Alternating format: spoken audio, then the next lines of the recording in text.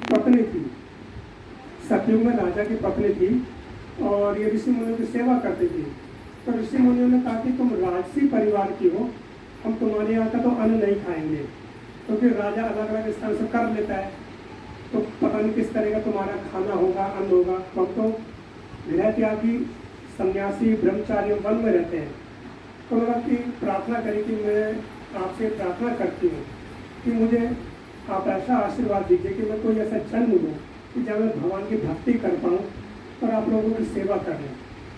तो ये जो राजा की पत्नी थी, जब देह त्यागा तो ये शबर जाति, शबर माने जो आदिवासी लोग होते हैं, वन में रहते हैं, इनके यहाँ पैदा हुई। तो जब ये कन्या विवाह के योग हुई तो बचपन से भगवान की भक्त थी, पर इसने देखा कि जब मेरा विवाह होगा तो हम तो आदिवासी हैं, वन में रहते हैं, मेरे विवाह में कई प्रकार के हिंसक जो पशु हैं इनकी बलि दी जाएगी, क्योंकि जो ससुराल वाले आएंगे वहाँ उनको मांस दिया जाएगा खाने को, भैंस है, बकरे, जो जंगली है उनको सबको पकड़ के हिरण को काट करके भोज बनाएंगे। तो मेरे कारण इतने लोग मतलब ये मरेंगे। तो वो रात्रि में ही वहाँ से घर छोड़ करके वो भाग गई। रात्रि में भाग करके मेरे घर वाले ने पकड़े, फिर वो गई मतंग ऋषि के आश्रम में।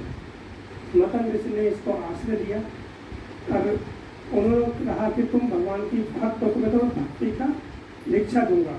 माता शबरी कुंड ने भक्ति की दीक्षा दी। तो और ऋषि मुनि जो थे वो इनका अपमान करते थे कि तुम नीच जाति की हो, तुम कहाँ से, तुम्हारे राम जी आएंगे। वो रोज क्या करती थी, मार्गों को साफ करके पुष्प बिछाती थी कि भाई राम जी आएंगे तो किसी तरह का कष्ट ना हो।